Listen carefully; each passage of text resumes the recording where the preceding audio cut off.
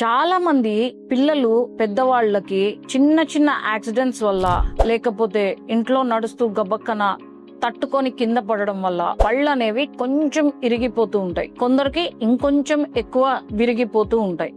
వీటిల్ని ఏ విధంగా ట్రీట్మెంట్ చేయించుకోవాలి? ఎస్పెషల్లీ ముందల పళ్ళలో ఇట్లా ఇరిగిపోయినప్పుడు, నలుగురిలో కలవాలి అన్నప్పుడు ఇరిగిపోయిన పళ్ళు ఉన్నప్పుడు చాలా మంది ఇబ్బంది పడుతూ ఉంటారు. వీటిల్ని మనం డిఫరెంట్ టైప్స్ ఆఫ్ క్లాసిఫై చేస్తూ ఉంటాం. లైక్ ఎలీస్ క్లాస్ 1, ఎలీస్ క్లాస్ 2, ఈ విధంగా ఎలీస్ క్లాస్ 3, అట్లా ఎలీస్ క్లాస్ 9 వరకు మేము 9 టైప్స్ గా వీటిని మనం క్లాసిఫై చేయడం అనేది జరుగుతుంది.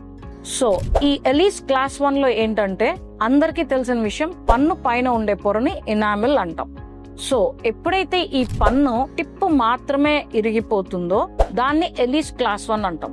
సో ఇంకొకటి నెక్స్ట్ ఇస్ ఎలీస్ క్లాస్ 2. దీంట్లో ఏంటంటే tip of the tooth enamel తో పాటు టూత్ యొక్క రెండో పొర డెంటిన్ అంటాం.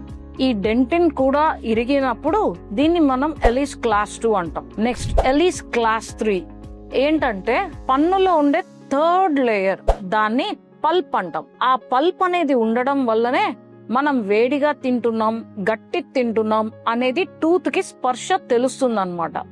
ఎప్పుడైతే ఈ పన్ను ఇరగడం అనేది ఈ థర్డ్ లేయర్ దాకా వెళ్తుందో దాన్ని ఎలీస్ క్లాస్ 3 అంటాం.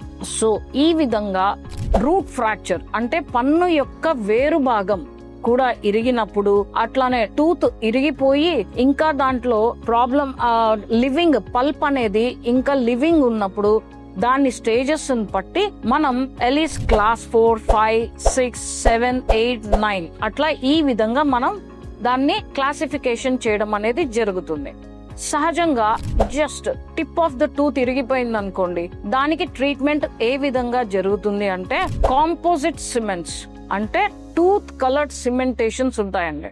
వాటితో మనము టూత్ కలర్ ఏదైతే పేషెంట్ యొక్క టూత్ ఏ కలర్ అండ్ ఏ షేడ్ అయితే ఉంటుందో దాంతో మనము ఆ టిప్ ఆఫ్ ద టూత్ ని మనం రీప్లేస్ చేయడం అనేది జరుగుతుంది. ఒక్కొక్కసారి ఎలీస్ క్లాస్ 2 అంటే second layer of the tooth కూడా ఇరిగినప్పుడు మనం ఈ కాంపోజిట్ సిమెంట్స్ ద్వారా మనం చేయడం అనేది జరుగుతుంది. కొన్నిసార్లు వెనియర్స్ యూజ్ చేయాల్సి వస్తూ ఉంటది. ఎప్పుడైతే థర్డ్ లేయర్ దాకా ఈ పన్ను అనేది విరిగిపోయి ఉంటుందో అప్పుడు పేషెంట్ చాలా వరకు బాగా పెయిన్ తో వస్తూ ఉంటారండి. అట్లాంటి వాళ్ళకి రూట్ కెనాల్ ట్రీట్మెంట్ అంటే పన్ను తీయకుండా కాపాడే పద్ధతి. ఈ రూట్ కెనాల్ ట్రీట్మెంట్ ద్వారా మనము ట్రీట్మెంట్ ఇచ్చి ఆ పన్నుకి zirconium crowns, metal ceramic crowns లేదా వెనియర్స్ ఇట్లాంటివి మనం ఇవ్వడం జరుగుతుంది. సో ఈ విధంగా పన్ను కనుక ఇరిగిపోయినట్లయితే రకరకాల ట్రీట్మెంట్స్, ఎంతవరకు ఇరిగింది, పేషెంట్ కి పెయిన్ ఉందా లేదా ఇట్లాంటివి చూసుకొని మనం దానికి తగ్గట్టుగా ట్రీట్మెంట్ అనేది ఇవ్వడం జరుగుతుంది. సో విరిగిపోయిన పళ్ళు ఏదన్నా చిన్న చిన్న యాక్సిడెంట్స్ లో కానీ ఇట్లా ఏదైనా జరిగినా బాధపడకుండా please visit your dentist for proper treatment planning అన్నమాట. సో కొందరు పిల్లలు కింద పడిపోయినప్పుడు లేదా ఆడుకుంటూ క్రికెట్ ఇట్లాంటివి ఆడుకుంటూ లేదా పెద్దవాళ్ళు బైక్స్ మీద వెళ్తూ కింద పడినప్పుడు మేము చాలా మందిలో చూసేది ఏంటంటే పన్ను ఇరిగిపోయి కింద పడిపోయిందండి, పన్ను ఊడి వచ్చి కింద పడిపోయింది అంటారు. చాలా మంది పేషెంట్స్ అవగాహన లేక ఏమైతుందంటే ఆ పన్నును అక్కడే వదిలేసి వచ్చేస్తారు. తర్వాత వచ్చి ఇట్లా పన్ను ఊడిపోయింది, నేను పళ్ళు కట్టించుకోవాలండి అని అడుగుతూ ఉంటారు.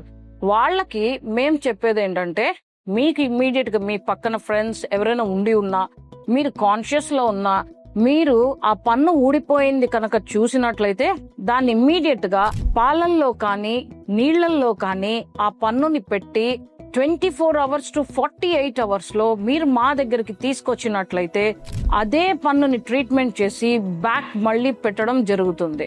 దీన్నే ఎవల్షన్ అంటాం. ఎవల్షన్ కి ఇచ్చే ట్రీట్మెంట్ అన్నమాట. So for more details contact our Aditya multi speciality dental clinic, Eluru road, Sitarampuram, Chuttugunta signal మధ్యలో ఉందండి ఇది, Vijayawada. I'm doctor Prashanti Kothagundla, signing of.